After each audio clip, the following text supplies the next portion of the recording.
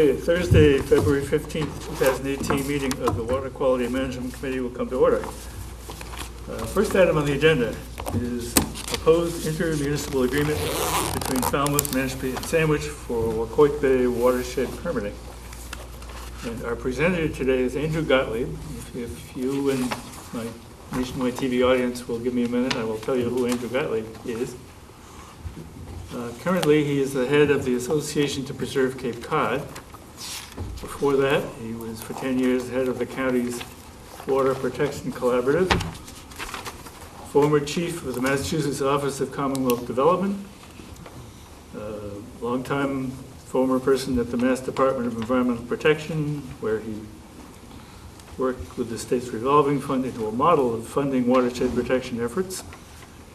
And lately he's been spending a lot of time on Popponesset Bay with Mashpee, Barnstable, and Sandwich, working out who is going to be responsible for what level of nitrogen cleanup in that water body. They've come to the point of having an agreement between the three towns, signed by the three towns, and because we have Wacoit Bay, which is shared by Mashpee, Falmouth, and Sandwich, we are very interested in how they got to where they are. And that's what Andrew is here to tell us. So this is my time for rebuttal. So thanks for having me in. As you mentioned, we are relatively fresh on the heels of having come to an agreement between the three towns on Popponesset. And I would say this particular effort took about a year to do, but it's really sort of the culmination of 3 fits and starts over a 10 or 12-year period between the three towns. There were a couple of other efforts made to come up with an agreement. They were never got to the political stage of going before the various boards of selectmen. So what changed is we had some changes in state law as part of the Water Infrastructure Act in 2014, which created an opportunity for a watershed permit that gave some place for some of the shared watershed approaches that are contemplated in the 208 plan that are reflected in the town of Mashpee's watershed management plan to get memorialized in an administrative act by the agencies to give us a time and certainty that we needed to do what we wanted to do over an extended period of time. And we also sought assistance from the Cape Cod Commission in the form of a DLTA grant to give us some funding to come up with a model agreement that both served our needs as a series of watershed partners, but also potentially serve as a model for other communities on the Cape to follow should they want to go down that road. And so the county, through the commission, supported our efforts by paying for offsetting some of our technical time and the legal time that went into the formation of the agreement. So what we have, and I'm happy to walk you through it, is a fully executed agreement between three towns that binds us in a formal way to one another to clean up Popponesset Bay with some associated timelines. And it provides and recognizes the fact that all three of us are at a different place in the planning process, which is going to be typical. We are with you on Wacoit, which is going to be typical everywhere on the Cape, pretty much. And so, the agreement acknowledges and contemplates that. It also maintains the discretion of each individual community to act on its own to determine what methods it chooses to utilize in order to achieve their watershed nitrogen limit. So it doesn't have us dictating to either one of the other two towns what they're going to do or even when they're going to do it. What it does do is it gives us some certainty about the apportionment of the load, which is a significant step forward. And speaking on Mashpee's behalf, because we're substantially ahead of Barnstable and Sandwich in terms of being at the stage of having a plan and being in initial stages of implementation, it lets us go back to our voters and say, what we're doing is in context with what the other communities are going to do, and they have a legal obligation to us to do their share. So even though we're ahead of the game, it takes away the argument of, well, why don't we wait? How do we know they're not going to do X, Y, or Z? So it gives us some very valuable certainty moving forward. So basically, the agreement, first and foremost, lays out a load allocation. It's the first time that all three of us have agreed on what the number is and what our relative share is. It discusses the nature of the allocation. So you'll see if you read through the agreement that there's, in certain things we deal with the unattenuated load, and certain things we deal with the attenuated load. There was a little bit of technical disagreement among the three towns' consulting engineers about which one was more important. And we spent probably one meeting talking about which one was most important before we realized that by using both in different applications, we could meet everybody's needs, and it really didn't make all that much difference. The attenuated load, or the unattenuated load, is sort of the gross load that goes into the ground. That's the basis for the allocate, the divvying up of our overall responsibility. Because there's a lot of variability in attenuation rates and who gets credit for the pond doing its job, who gets credit, for a pond that's shared between the two towns. I don't know. And it didn't really ultimately seem that important to us. So we used the gross amount going in the ground to allocate the load among the three of us. We use the attenuated load, which is the amount of nitrogen actually gets to the water body, to form the basis for allocating common costs, monitoring, permitting, engineering, studies, and the like, because at the end of the day, what the water body cares about is what gets to it. So rather than argue about using either of those two methods exclusively, we blended them together. The other issue of significance on the technical side is there were three methods for allocating load that seemed relevant in the conversation. There was the one Mashpee used in its CWMP. There was one called the fair share method, which was the last remnants of the last time they tried to split load up among the towns. And some of the people, especially in our end, that had been involved in that prior discussion were extremely possessive of that number. And then there was the methodology used in the 208 study by the commission. You could have spent, or we could have spent, months arguing about whose method's better.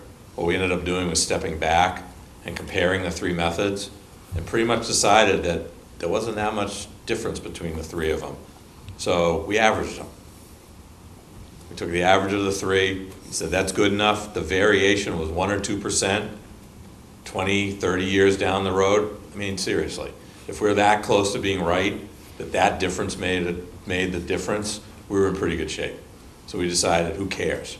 So we just sort of tried to average away the uncertainty between the methodologies, and all agreed that it was good enough, and any difference in it was probably far enough down the road that the methodology probably would have been reevaluated by that point. We'd know a lot more about how the systems responded to intervention, and you could recalculate it 20 or 30 years down the road, but it wasn't going to change anything about what any of us did in the first 15, 20 years of this exercise. So why worry about it? And I thought, once we got past those, the rest was kind of easy.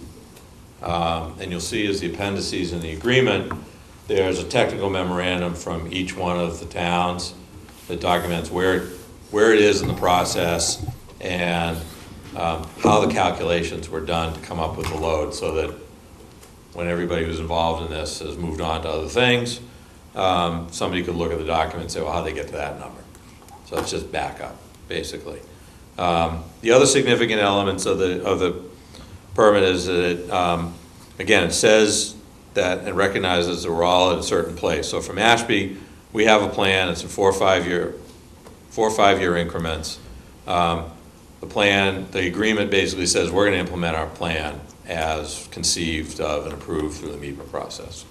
So that gives us some binding obligations in terms of time.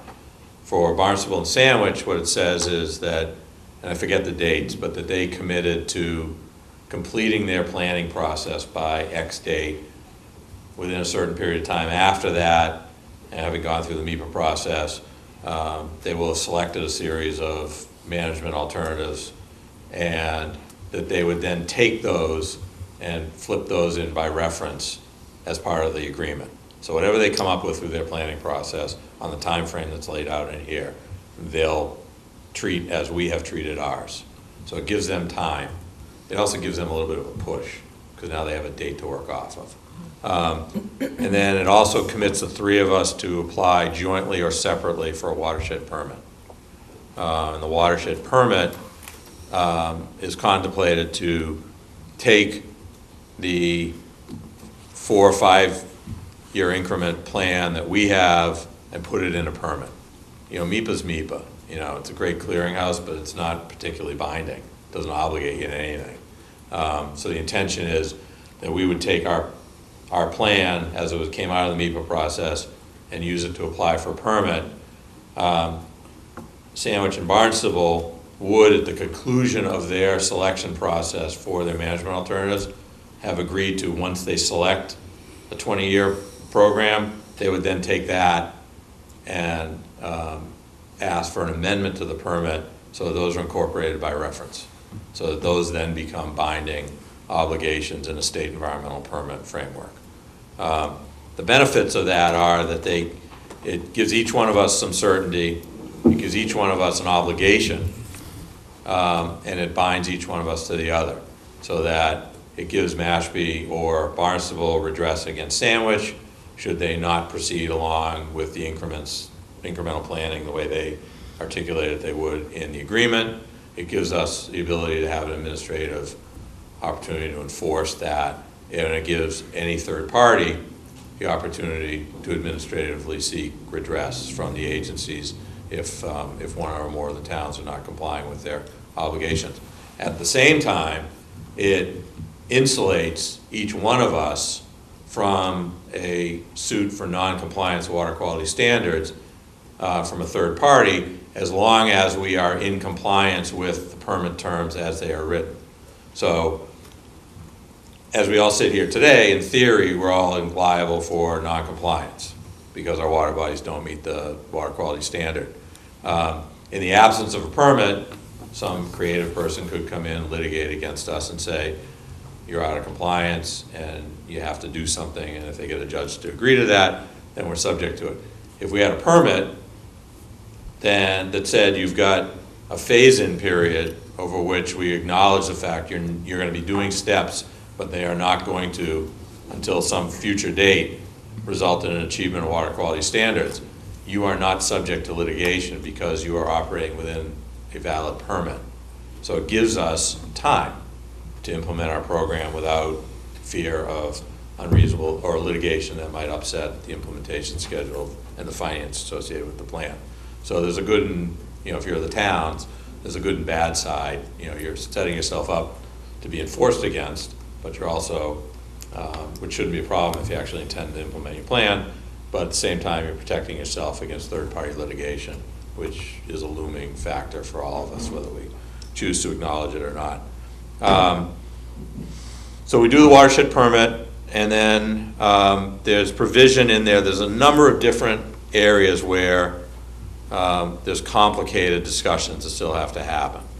So for example, the plan or the agreement contemplates the fact that one town, Sandwich, may choose and may find it more cost effective to pay Mashpee some portion, some funding to mitigate nitrogen within Mashpee because it would cost them less to get us to do it than it would cost them to do it there.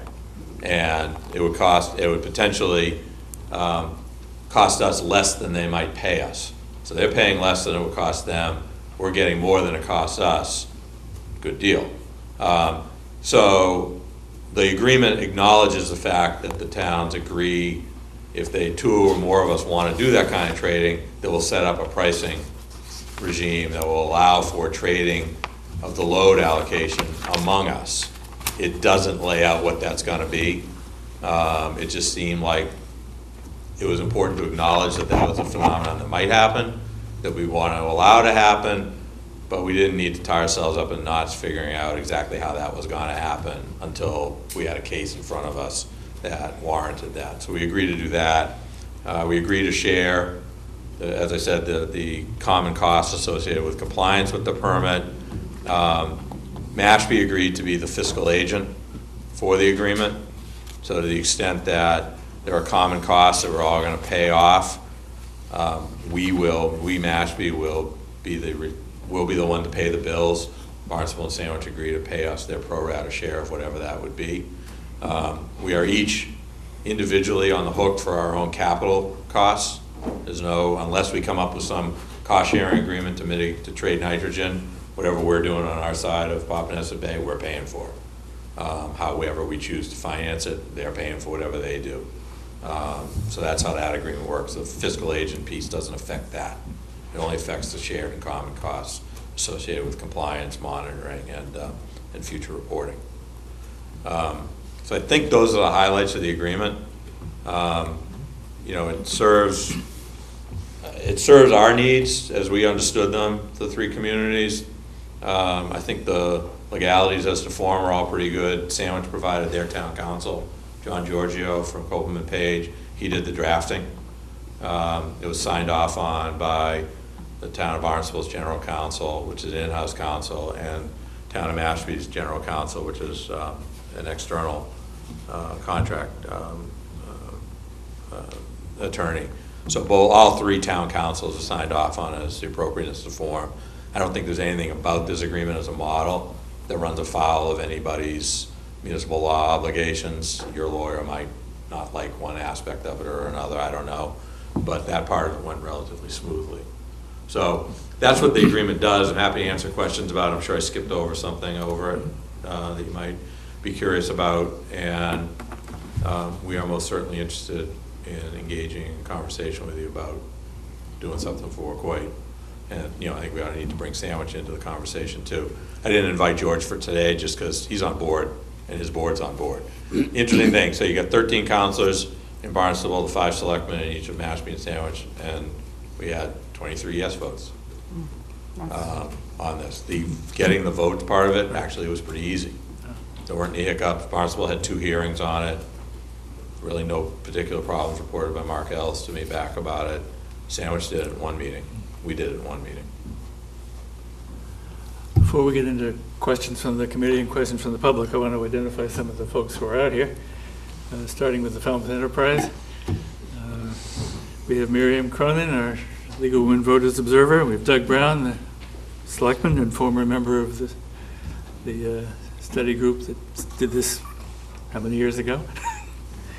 A couple of other former members, Wynn Monroe, who was on this committee for a number of years, and Matt Patrick, former state representative, former selectman, and former member of this committee. Matt was the one who nudged me into thinking that we should move this up. A couple of weeks ago, he called and said, they're done over in Papaneset. When are we going to do Wacoit Bay? And I said, well, let's start now. We also have Chuck, by the way, from Marine Environmental Services, who is here to collect $8,000 and leave, but that'll come later. Questions and comments from the board. Everybody here got a copy of this document some time ago, so we should be up for that. Is there anything out of the ordinary between Falmouth and Mashpee? I mean, to me, this looks pretty much boilerplate standard issue that would be broadly applicable among a lot of municipalities. That was the intent. I don't think there's anything tricky about changing the details. I mean, obviously, substantively, timing, right. The timing question's an issue, and then what the numbers say about the load allocation. Yeah, I meant the framework. I don't see why it should be. That was structured to be a model. Yep. Now, in fairness, there's another model that's being worked on kind of simultaneously in the Pleasant Bay watershed, spearheaded by the Pleasant Bay Alliance. I haven't looked at their agreement structure. It's, I'm told, somewhat different. I don't think it's as detailed as this, but it's another model. Which would ultimately have to be voted by the selectmen.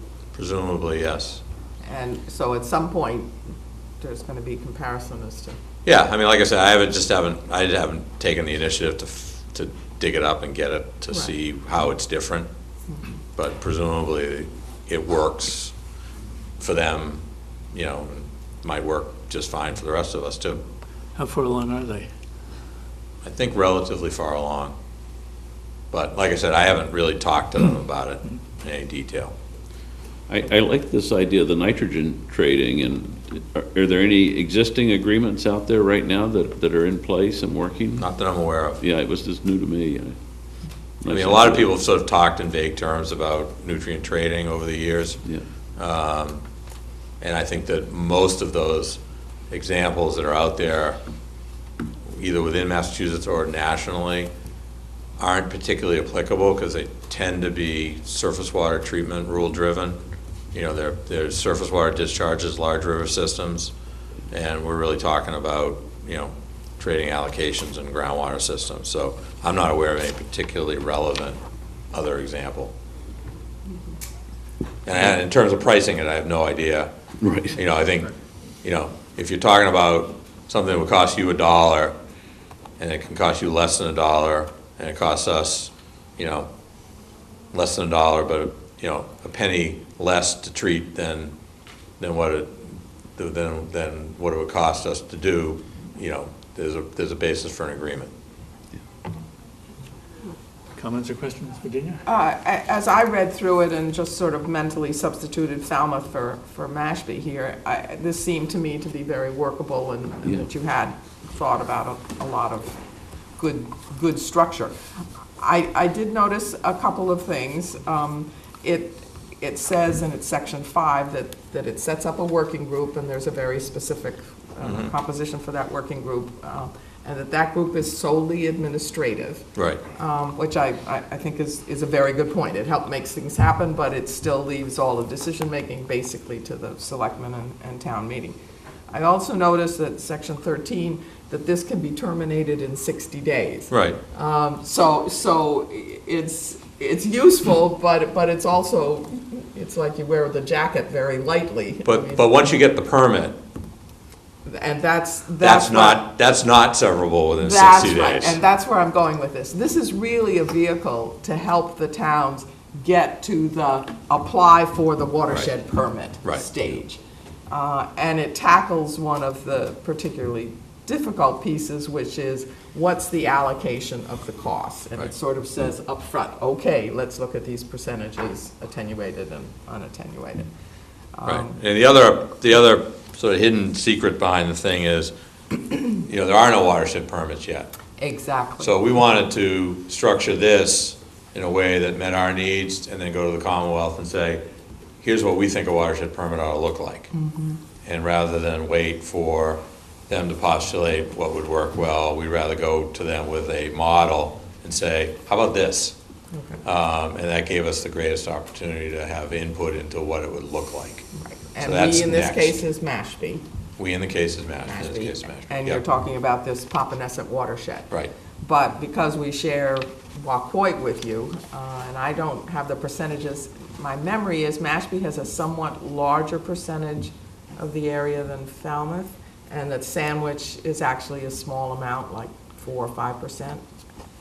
And Well, if you want me I, to speak to this. Why not? sure, Come on, yeah. That question specifically is, you know, there's two different, I'm going to say there's actually two different recharge areas. You have western Wacoit Bay right. versus eastern Wacoit Bay.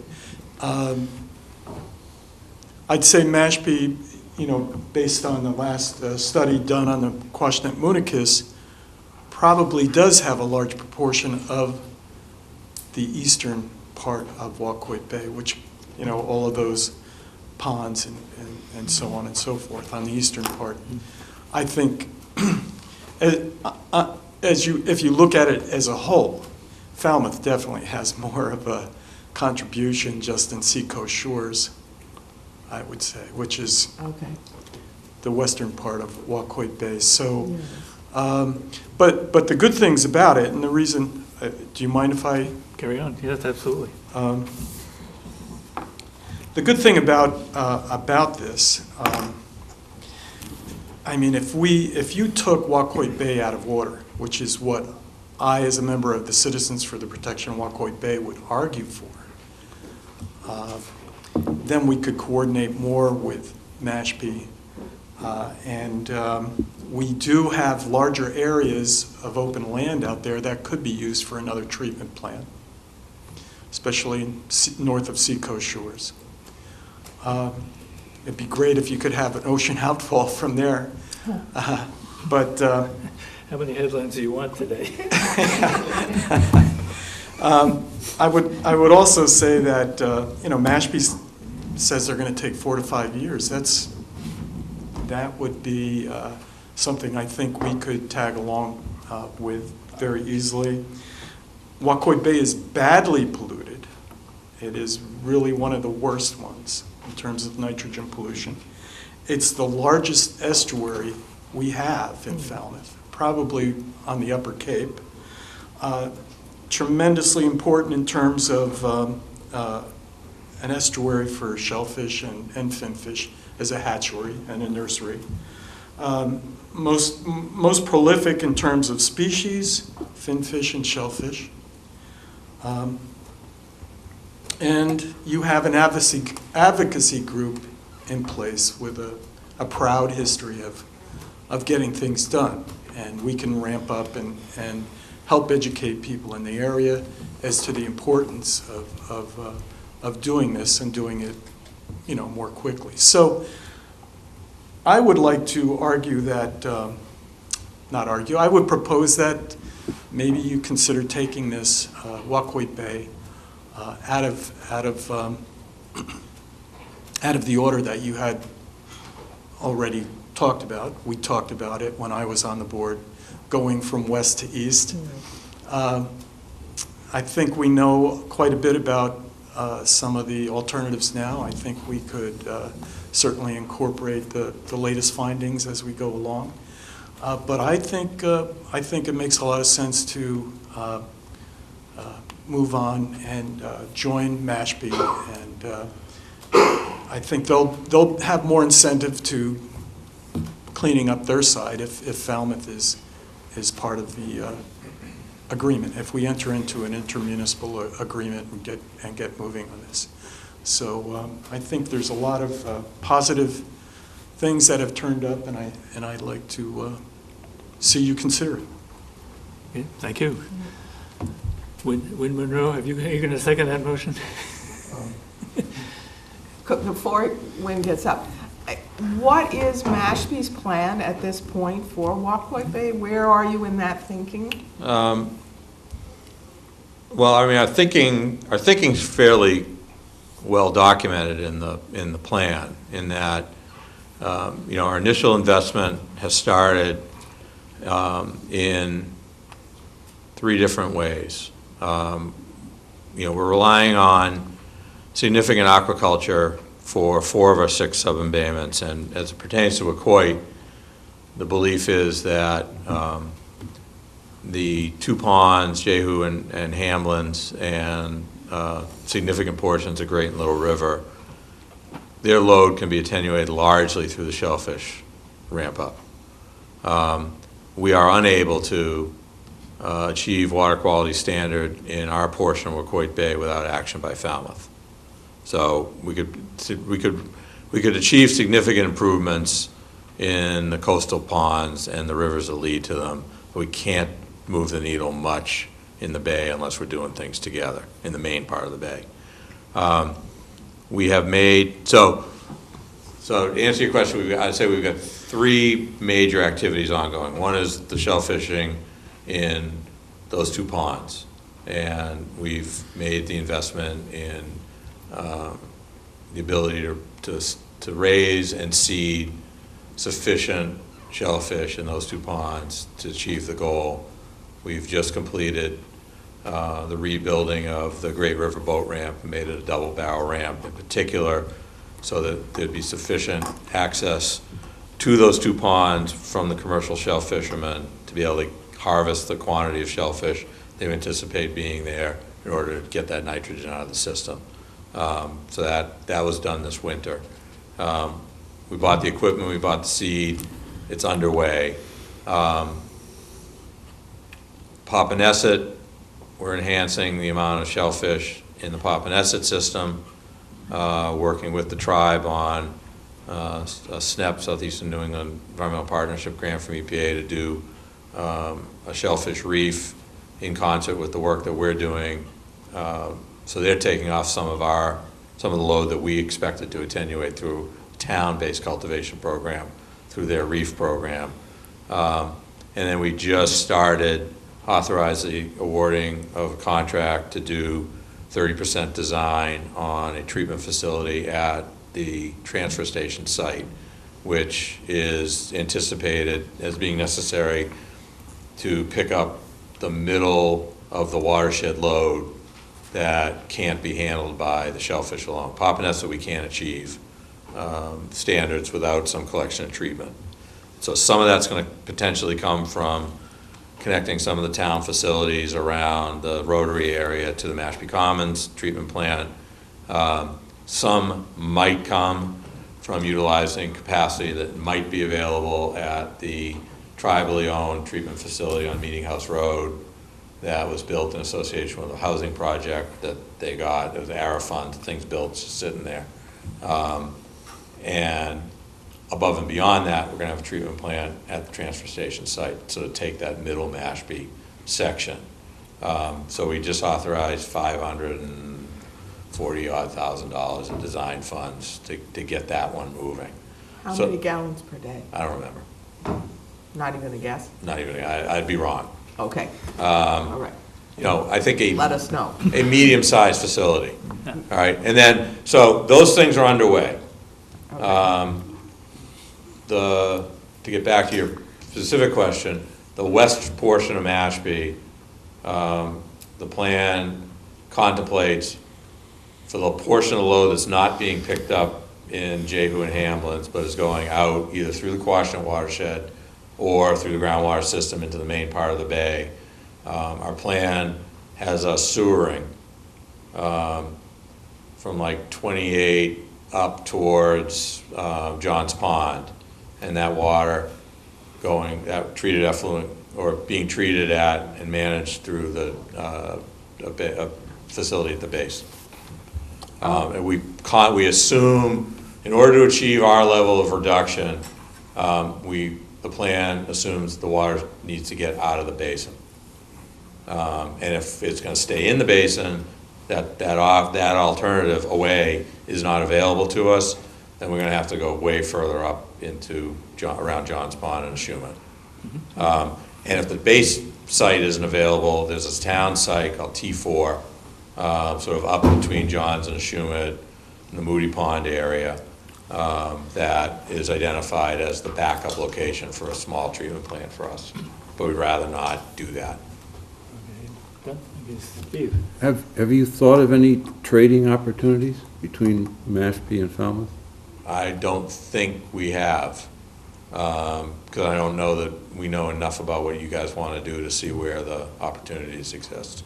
Correct me if I'm wrong, I don't know all the legal details, but it strikes me that that's where, if it happens at all, the two towns really have to work together. And either one can, in a sense, pressure the other one to some extent by saying, hey, how about this trade? But you have to agree to it within X time, or else it doesn't fit our schedule. We're going to do our own thing, and you lose the advantage, other town. Well, I view trades as economically beneficial to both parties. Right. But so if the technical data shows that there's a trade opportunity, and one of us can spend 75 cents on the dollar, and the other one can pick up that 25 cents on the cost, then I think there's an imperative to get us all together to say, well, when are we going to do this and what's the timing? Because I don't, if we're the ones who could potentially save money, I don't want to have to explain to my town meeting why we're not paying Falmouth 75 cents on the dollar for a pound of nitrogen, and we're proposing to pay $1 for it because we couldn't work out the timing. That's No, not, I totally agree with you. That's not a good answer. It's a great creative idea. It's like cap and trade for CO2. But I'm just saying, it's, if it occurs, as far as timing goes, it's critical that. or at least we have to have an if- agreement. If either one was town was dragging its feet, it would be unfortunate. Yeah, I mean, Whereas, I think, whereas the rest of it, I think in principle, you can do the agreement right away, and then both towns can proceed at their own pace, limited only by external constraints.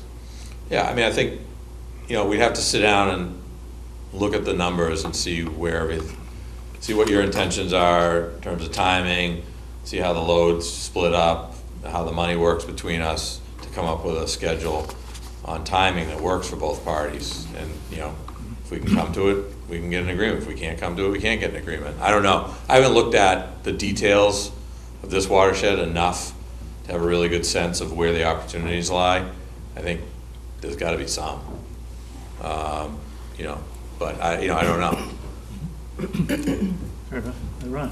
I was just going to ask you, it's interesting you're talking about the shellfish mitigating or in a couple of areas. Yep. The nitrogen needs to be removed. Is DEP assigned a nitrogen reduction credit? Do you have a actual, besides what you estimate to be the impact of, or the benefits, has the state sort of said anything about? Well, they commented on and accepted our CWMP, which included a certain nitrogen removal and associated that with a specific number of animals and calculated the the removal Right. rate per animal. So in a way, yes. The beauty of a permit is that it would sort of take that out of the vagaries of the MIPA process and say, for the first time, here's the state's authorized amount for a particular alternative technology, and that fits into your overall plan. Now, the agreement recognizes the fact that, the measures that we agree to and propose as part of the permit may or may not achieve water quality standards. And the agreement acknowledges the fact that to the extent we're all collectively wrong about how much we're going to get for a given measure, or circumstances in the environment change, or the modeling was wrong, and at the end of implementation we don't achieve the standard, it agrees to the fact that we got to go in and take the next increment of nitrogen out. Similarly, if the systems behave in a way that's better than anticipated and we achieve the water quality standard prior to fully implementing all the measures that are laid out in the plan and referenced by the permit, we get to stop. So the achieving the standard at the Sentinel station is the the go-no-go determining point, not doing everything that the permit said you were going to do. So that's, at least it gives us the ability to proceed, and the risk profile runs both ways. Yeah, I was just going to say, last time I spoke with Brian Dudley a while ago about your CWMP, and he indicated, that it's in there, as you say, and I think that the common understanding then is that you still have to prove it. It's like with a lot of the innovative things, even like with Warrenspun inlet widening, we have a concept to move ahead with, but it still has to be a proven thing. So it's sort of in you're in a realm where they've accepted that they'll consider it, but you still have to show. Well, yeah, I mean, from my perspective, all I really care about is whether you get to the water quality goal. Okay. I couldn't care less about how closely above or below somebody's projected effectiveness we hit, because I'm not invested in any of these as individual things. Right. I don't care. They're all a means to an end. The end is whether we get to the water quality point of view. And I'm also not going to get particularly hung up on, the region's somewhat negative attitude about, everything has to be backstopped by sewer. Fine, the objective of this, we're doing this not to go through an exercise, but to actually get to an outcome. So we'll try this stuff. If it works, fabulous. If it doesn't work, then you have to do whatever you have to do to get to the water quality outcome. You don't need to get beaten up with the notion that something's alternative, so it's unproven. If you never start trying something, you'll never get anywhere. So That's been our philosophy for quite a while. I just find that sort of, that attitude Yeah. frustrating with them, Any some other of them. comments or questions from the committee?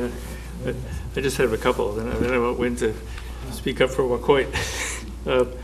Who was at the table when all these negotiations took place from the towns? It was, for Mashpee, it was me, Fadala, Wayne Taylor, a little bit at the beginning, but not so much over the long term. And our consulting engineer, Jeff Gregg. For Sandwich, it was Bud Dunham, town manager, Frank Penorfi, who was then a selectman, has since retired, occasionally Dave Sampson, who remains on the Board of Selectmen, and Dave Mason, their health agent, and their engineering firm. And for Barnstable, it was mostly Dan Santos. Jeff, who's our engineer, is also there, so he kind of, hopefully we didn't both pay him for being there.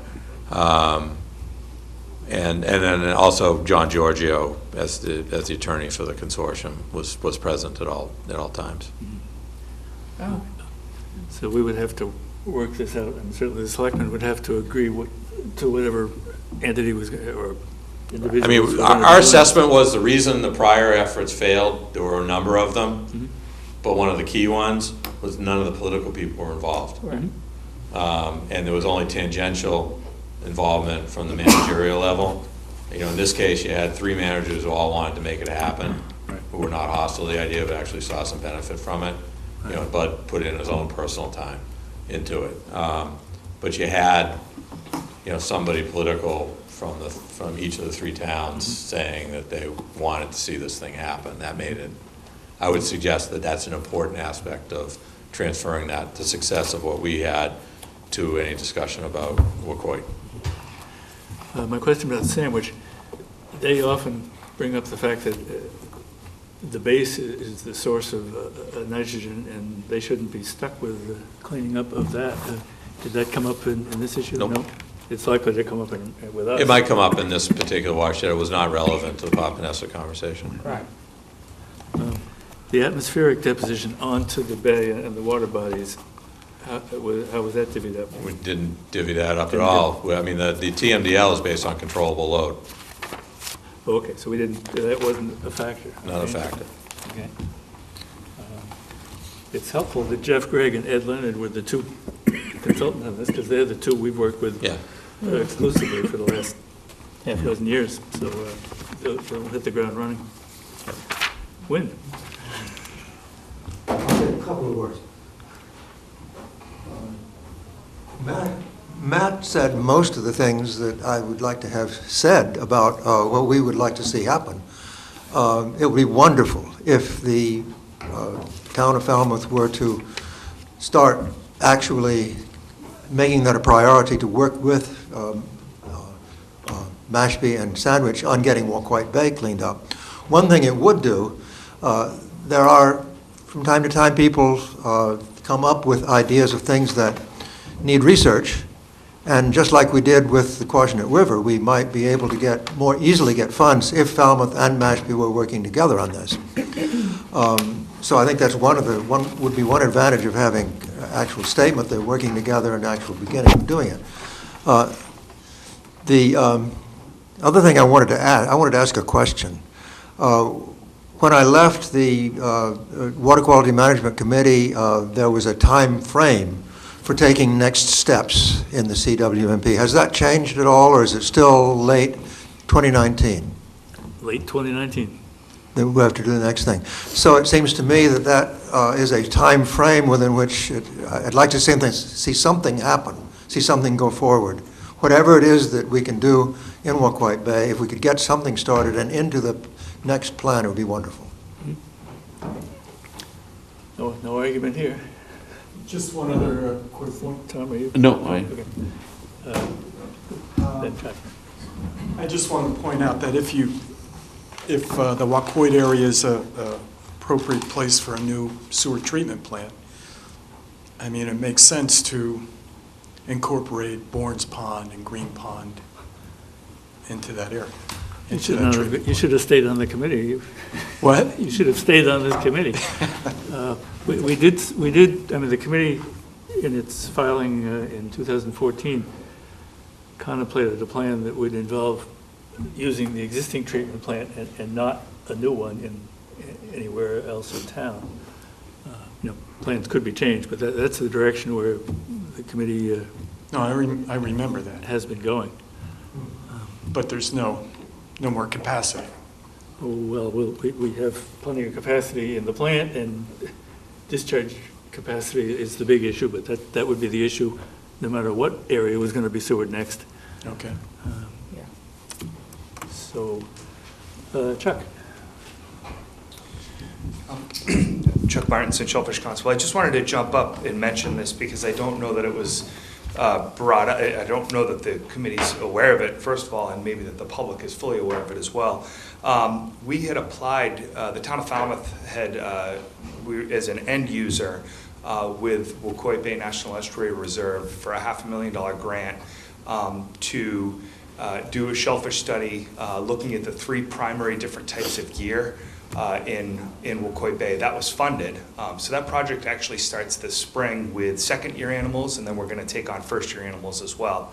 The reason I bring this up is that some of the information we'll be deriving from that. Certainly we could dovetail into any work that the committee would like to do moving forward with Waquoit Bay. Particularly different options of if we did want to use shellfish in there, and then other secondary bits of information that we're going to get from the project as well.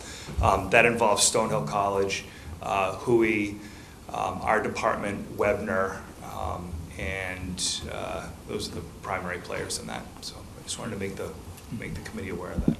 Could you send us a summary of I'd be happy to the send that right grant? now. Sure thing. That's wonderful information. Yep.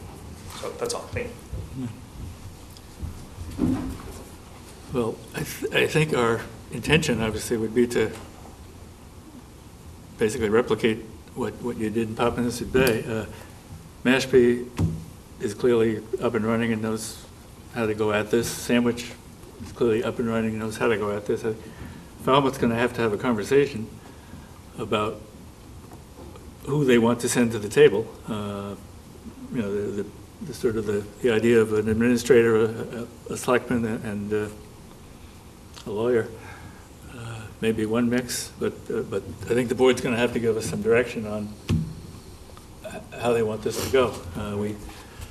We're an advisory committee. We do a lot of things on behalf of the town, but only with the selectmen's approval. Hi, Doug Brown. So I'd be happy to volunteer for that, and I will bring it up at the next meeting and make them aware that we have to get involved. Yeah, we could send them a little memo telling them what the arrangement was for this previous effort and And a copy of what might be a template for the MOU. Right. Right. And also, maybe good to keep in mind with the discussion with the potential, the engineer that's coming up to do the Great Pond and Green Pond, maybe they could focus a little more on some more specific numbers for the Waquoit Bay area and come up with some parameters to tell us what that load would be and whether or not it makes sense to incorporate a new sewer system, over there in the Waquoit area, and whether or not we might reserve more space at the plant and do some discharge. Sure. Maybe the Green Pond does go out that way, if it makes sense, I don't know. the language that your board approved Monday night was flexible enough to allow for that. Right. Okay, great, thanks. Okay, any other comments or questions on the proposed intermunicipal agreement between Falmouth, Mashpee, and Sandwich? I mean, we're ready to go whenever you guys want to sit down and talk. It just seems to me that we need a schedule and that late 2019 is not that far away. No. And there are a heck of a lot of steps and work in between, because we have to, just think off the top of my head, in principle, you can get the agreement going, and you can figure out the allocation in parallel. But then, meantime, we first have to decide what our first stab is at taking care of our part of the load, and they have to do that too.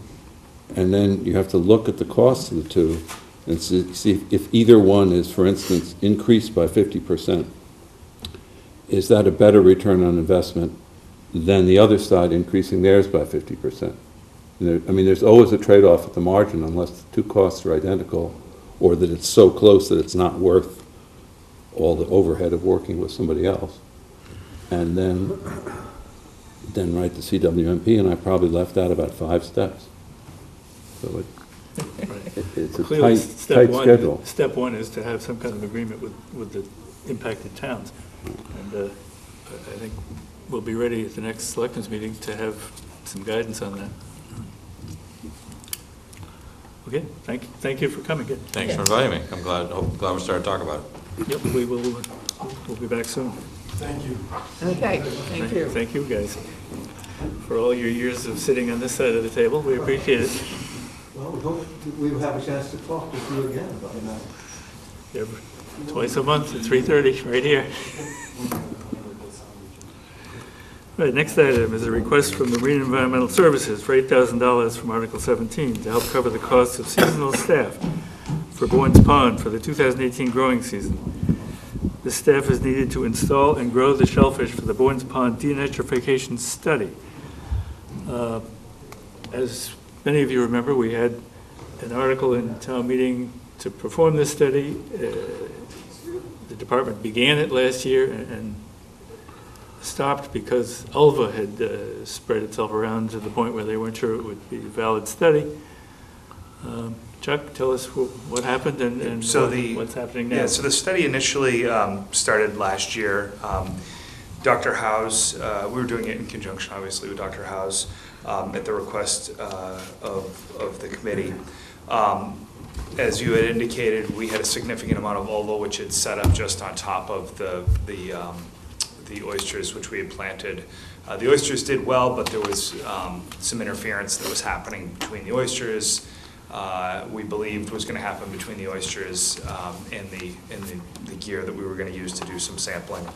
The thought is that likely in these areas we would be using surface gear as part of a growing technique in the area. So it made sense to follow the same procedure and use surface growing gear when we took measurements.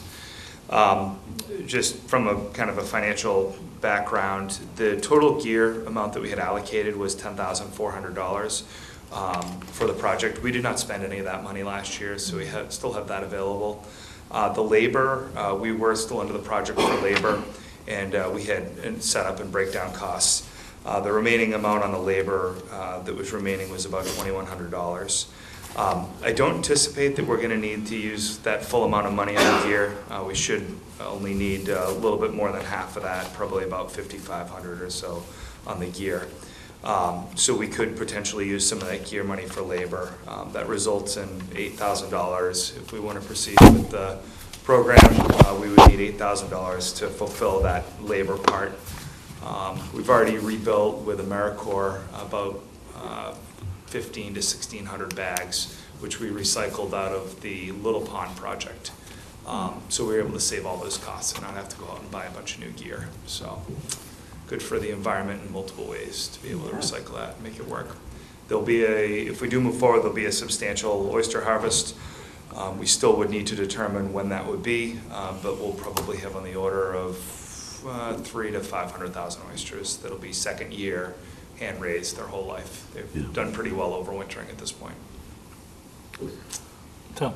No, nothing, that all sounds very good to me. All right. I'm fully in favor. Okay, I hear a motion to... I'll make that motion. Okay, $8,000 from Article 17. I'll second. For the purposes just laid out here. Further discussion, Ron? I'm just wondering, thanks, Chuck. Sure. The appropriation under the article, I can't remember which article it was now, but was 75,000 for the Correct. project. And so of that 75,000, you've used a portion, right? And then- Correct. Yep. And like, how much was used? It seemed like it was little, It would but be $12,000. 12,000, okay. Yep. So, The large part of that was allocated for the sampling and the scientific work, right, right. the majority of that. So the 8,000 here is just for the technical support or the For the field labor, work, correct, labor, yep. field work. So instead of using the gear, the full gear cost that we thought we initially would have had, we're able to recycle the gear out of the Little Pond project, reuse that gear, we'll take a portion of that money, put that into the labor, and then we would only need $8,000 to make that. Okay, and the Little Pond, the nursery function will continue in Little Pond? We still are going to be growing in Little Pond, correct? Okay. Yep, not to the level that we were before, though. Right, well, you're moving some of it. Yep, we're trying new things in new places. Right. We okay. know it works well to grow oysters there. So, Well, there, yeah, just as a sort of a supplemental thing to this is that there's a paper that's to be presented, I think, next month in Las Vegas at a World Aquaculture Society meeting entitled Sustainable Oyster Aquaculture, Water Quality Improvement and Ecosystem Service Potential in Maryland, Chesapeake Bay. Okay, so this is like the next iteration of this where they look at the nitrogen removal potential as well as the cost benefits for a few different technical approaches.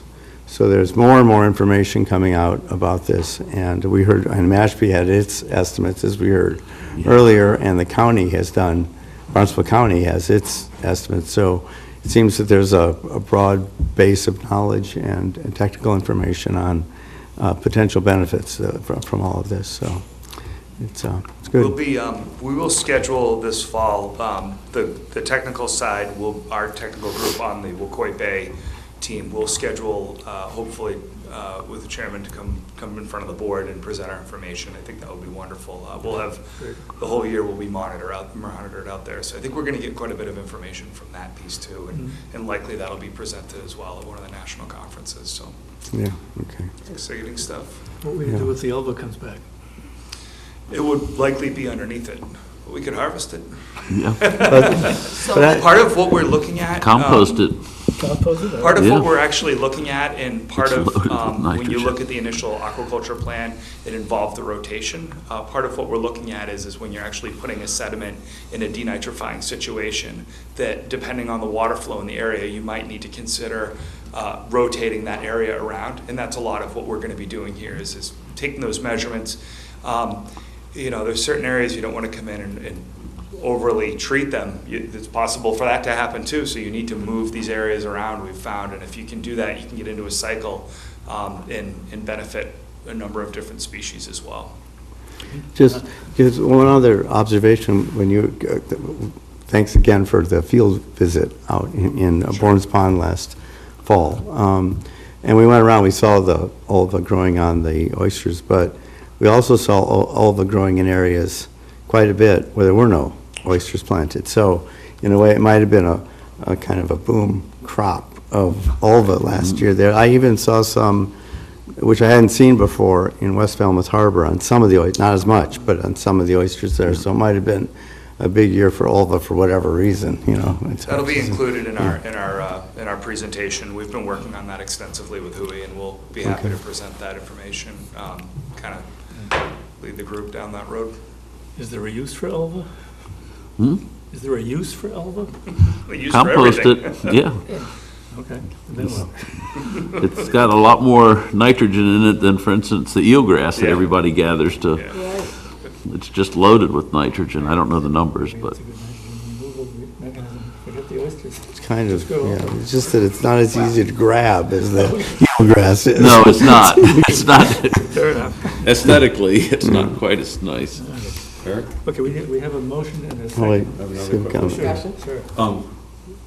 I don't want to be a roadblock because Chuck almost always does good things, but what I don't know is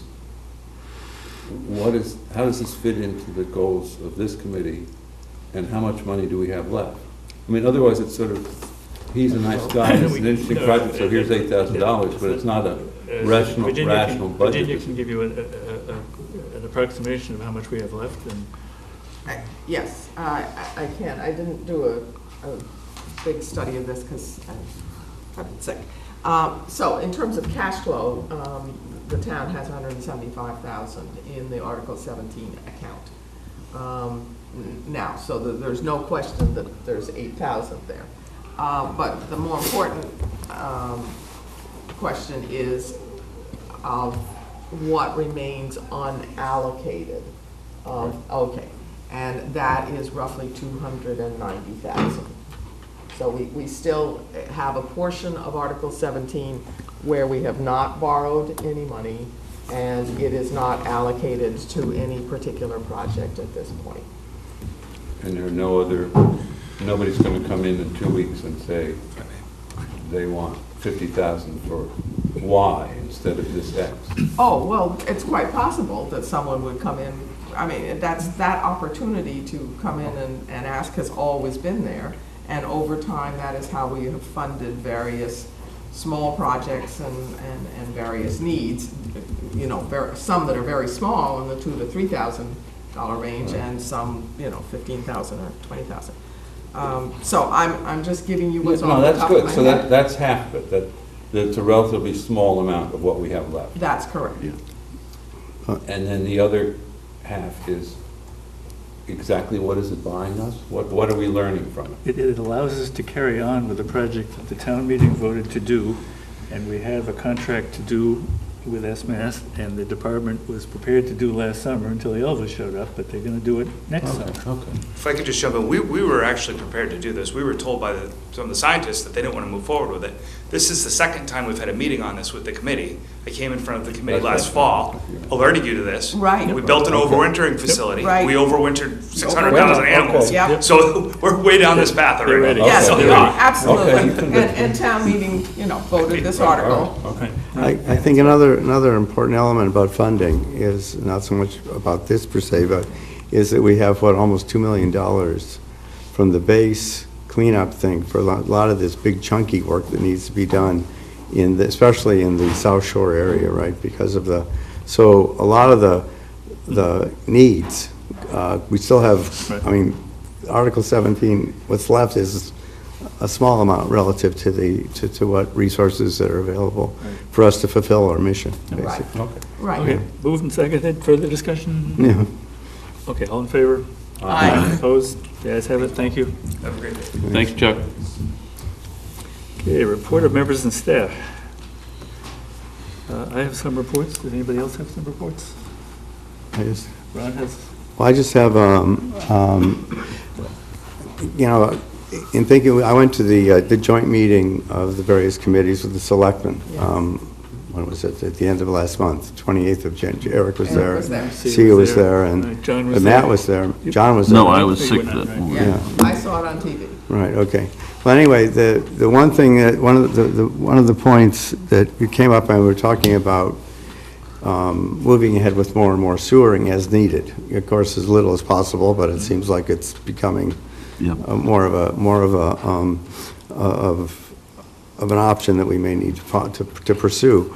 And the point that, you know, it puts us in kind of an interesting spot relative to the town's policies. And the town's policy regarding energy use is that by the year 2020, we're supposed to reduce the energy use for municipal as well as community, but let's just focus on municipal needs by 10% by 2020 over FY 2001.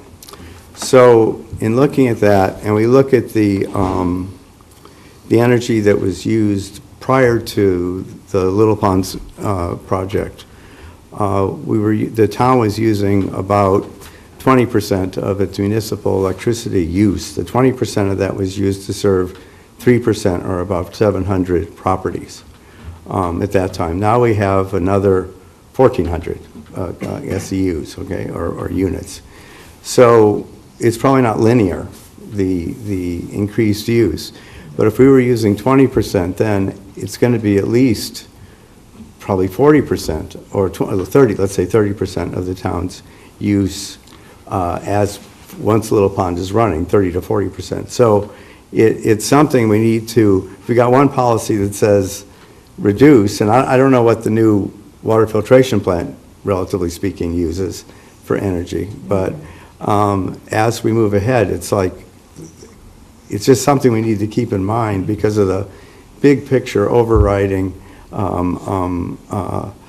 climate protection action plan that the town has, that the sewers are a big energy drain. Yeah.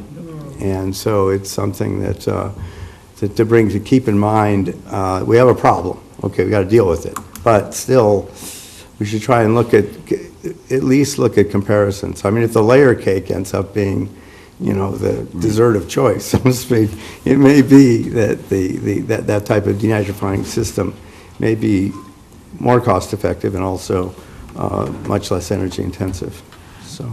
So Ron, was the goal reduction in absolute energy or in energy intensity? Oh, it's total, energy use, Yeah. use. It was about 6 million kilowatt hours a year. Yeah. In like 2005, I think. And the sewer system used 1.2 million. Yeah. So now it may go up to whatever, so it's cut back on emissions, basically. And so we're other things can be happening, but I don't know how the rest of the town is going, but I haven't heard of a significant cut anywhere else. In fact, maybe it's more, but more of an issue, so. Yeah. But at this, obviously, the town has moved ahead with some new infrastructure that does use a lot of energy, you're absolutely right. Yeah. But at the same time, we also moved forward with a solar installation at the landfill, and that is now providing energy, so Yeah, someone would who- have to look at the Yeah, numbers. who owns that, though, actually? Is The it, town. okay, so EDIC, I mean, how much of that is actually credit to the town versus the developer and this kind of thing? I'm not sure how all that works. But anyway, right, that's a good point, though. There could be other things coming up. And there can be Yeah. other changes, so Right, it's right. probably time to revisit what's the balance sheet. Yeah, how it looks, and then there was, I had one other thing, and now it's escaped me now that I've gotten deep into these numbers. It'll come around. Yeah, right. Any other, I've got a few here. The Conservation Commission has prepared and implemented new standard conditions on nitrogen control that they are going to include in every one of their orders of condition, which basically say, follow the town's nitrogen control bylaw and don't do any nitrogen application within 100 feet of your water bodies. This is the bylaw that the town meeting passed some years ago that the state approved, and I think it's highly significant because they only deal with properties within 100 feet of a water body. And those are the properties that are supposed to not apply any nitrogen at all, no fertilizer. So I think it's Right. highly significant that not only will they have a bylaw to pay attention to, they will have an order of conditions to pay attention to anybody who goes to see the Conservation Commission. So it's an additional enforcement mechanism of the same law. Yes. Precisely. They're just put on notice. They're being said, yes, you really have to do this. The bylaw has existed for years, but now they're, Right. one more way of getting their attention, one more flagging in front of them saying, hey, Absolutely. We want to thank the Conservation Commission immensely for taking this step. It's something we've thought was a good idea for a long time, and I'm glad they picked it up and ran with it. So, Yeah. speaking of the Conservation Commission, on the 28th, they're going to devote their Wednesday night meeting to the question of denitrification and innovative alternative septic systems. Everyone in this committee is invited to go. The Board of Health will be there. John will be wearing two hats. And It starts at 7 o'clock. starts at 7 o'clock in this room. Right. And we'll be putting on a short presentation at the beginning, just kind of laying out what we've learned about denitrification systems between West Falmouth and all the rest that we've been doing. But it'll be a larger group and a larger conversation. Yeah. And speaking of parties that we're invited to, the selectmen want to have a potluck on March 2nd or March 9th. Both of these are Friday evenings at 5 o'clock at the Falmouth Yacht Club. You're all invited. Bring something. I replied to you, Eric. I wasn't sure whether to reply to the Grand Poobah or to you. Are you the Grand filter for Poobah, this? I'm not the filter, but yeah, you can reply to whoever you want. You just show up with your potluck, I think you'll be fine. Well, somebody's got to let us know which of the 2 dates it is. Right. Well, that's true. As soon as we know, I'll pass that along. Okay. Depends on the number of responses and what dates are better for people. Do both. All right. Oh, it didn't, the email I saw didn't ask, there was no implied question of which date would you prefer. Yeah, no, it did. It asked, it said, which can you make? They wanted to know the 2nd or the 9th. So they're polling the chairs, and the chair replies and say, 5 people can make it this day, 2 people can make it that day, and then we'll take it from there. So that's why I replied to Eric rather than the general. What day is better for you? It doesn't matter. Didn't matter. So, Okay. I'm hungry every Friday. That's my reply. Doesn't matter, okay. Well, we'll wait with great interest to see what date they pick, and we'll let you know. So Eric, have you sent a report in or No, no? sir, you're the only one that responded. Oh, maybe I'm the only meat and hungry one And on you the didn't committee. care. So how about other members of the? Yeah, I sent Eric a note. There is a but I don't know. Falmouth forum on the 2nd. I don't know if it's a good one. Oh, that's the eyeball one? Oh, no, that's different. No, the eyeball thing was, This is not, tonight. isn't it? Science Right, in the afternoon. Right. This is the Friday. Falmouth Forum. I forget what that one is that week, yeah. I get them confused once in a while. Well, picking the date is beyond our pay grade, so why don't we let the town management do that, and we'll go. Actually, yeah, I remembered what it was. It's more or less, yeah, Okay, yeah, go ahead. ahead. There are several people from this committee and other committees that go often to Falmouth Forum. Which is on the 9th? The 2nd. Second, okay. So if you could pass along, there seems to be some preference here for the 9th instead of the 2nd. But follow up with an email to Diane, because she's the one keeping the track. Okay. Ron? Oh, and I was just going to mention, this follows up on the outfall in Vineyard Sound, since I wasn't here. I had, Redwood Wright had given me a section of a book or something exactly about that. I don't know, it was done by Huey. I don't know if you, I've got all of those, there's 3 papers. Yeah. okay, oh, you have Reference those. them in his report. Yeah, it's a huge volume of Yeah, stuff, as I recall, but, yeah. That was the wars of 1971. yeah. That's right. I got here in 72 and there was still burned landscape after that battle. That's for sure. All right. The Board of Selectmen last meeting voted a GHD contract, and I'll just read a couple of significant parts because they relate to what we're doing here. It includes funding for evaluations of sewer project alternatives for a portion of the Great Pond watershed, but also including evaluation of potential sewer service areas, system collection and transmission system alternatives, land and ocean-based treated wastewater discharge options, wastewater treatment requirements, preliminary cost estimates. It also includes funding for preparation of the update that we all referred to at the end of 2019. Updates regarding alternative nutrient management strategies that the Water Quality Management Committee has demonstrated and evaluated over the past few years, including shellfish, aqua toilets, innovative alternative septic systems, permeable reactive barriers, as well as Bourne's Pond inlet widening. Watershed planning updates for Little Pond and West Falmouth Harbor, and watershed planning scenarios for Great Pond, Green Pond, Bourne's Pond, Eel Pond, and Wacoit Bay. This is all of what we're going to spend the next year and 3/4 on. Right. And we will have the technical support to do it. Is there a budget for that in there? $575,000. 175,000? 575,000. Oh, okay, well, And that's, they are using AFSI funds that you right, mentioned right, earlier. right, To fund it.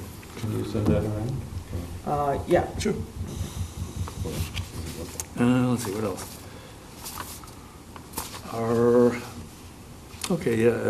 The 4 estuaries that have not been mapped and adopted by town meeting for their zones of contribution.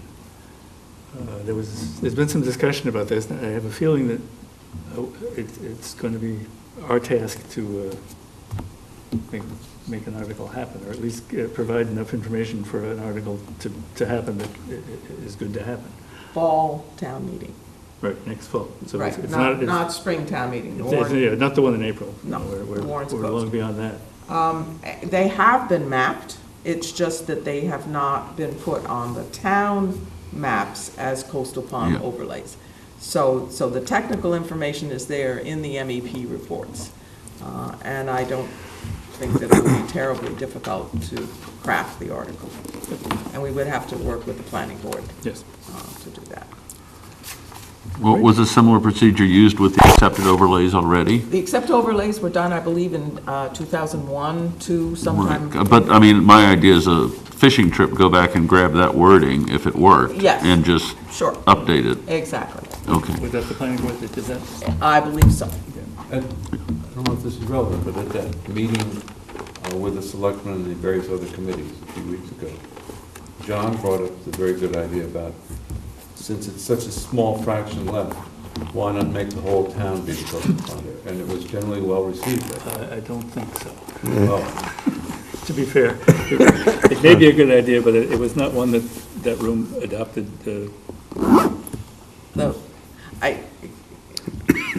I totally understand the sentiment. But the point of the mapping is that you have a technical document Yeah. backed by peer review that clearly impacts a particular estuary, and therefore you can have higher standards. They are justified, they're not arbitrary and capricious. To say that the entire town is nitrogen sensitive and have something that discharges directly to Buzzards Bay or to Vineyard Sound and is not mapped. I think when you finally get to the actual implementation with the zoning board of appeals, because that's what's implied, that there will be a special permit for blah, blah, that it would not stand a legal test. Right, and this is a case where specificity is definitely to be respected. The problem is the legal test. You can't pass a bylaw just because you want to. It's got to be justified, and it cannot be arbitrary and capricious. Yeah. So I, you know. There would also be practical problems. You know, 3/4 of the town is in these Yeah. estuary zones of contribution, but 1/4 of the town is not. And that quarter would be unhappy with the thought that they were obliged to spend a lot of money on something in their backyard that didn't It's affect not one of those necessary. coastal ponds. Yeah. So for political reasons, and legal reasons, it may not be the way the town wants to go, but it was, Won't they actually have to do something eventually? Because so many, I mean, there's very few people that don't contribute to the watersheds, right? 25%. Oh, they really don't contribute at all? They really don't. Okay. The discharge is direct either to Buzzards Bay or to Vineyard Sound or Nantucket Sound. Okay. And in a sense, if we're looking at outfalls, we're talking about a direct discharge to Buzzards Bay. And Right. so it's Not about same Buzzards. concept, larger scale. All right, minutes. Everybody's received a copy of the minutes? Yes. As prepared by Sia. A couple of changes were proposed and already dealt with. I would suggest Paul Dreyer's name should have an E in it, and Miriam Cronin, I believe we're spelling wrong. How do you spell it? M-A-R. M-A-R. She said M-I-R, so we'll fix that. Any other? I suggested one to Sia, and it didn't seem to make it into what I printed out today. She's got the Massachusetts Maritime Academy as MMR, and it's She did fix that at some point, but you're right, the one Yeah. it hasn't shown up in mine either. And I wanted to make a substantive change in her report on John's presentation. The very first, underneath the bulleted list, it says likely that an outfall based on tertiary advanced treatment would not negatively impact receiving waters. We want to make it clear that it's not going to impact the source waters either. Right, that's the two-edged sword. So I would change the sentence to say would not negatively impact groundwater sources or receiving waters.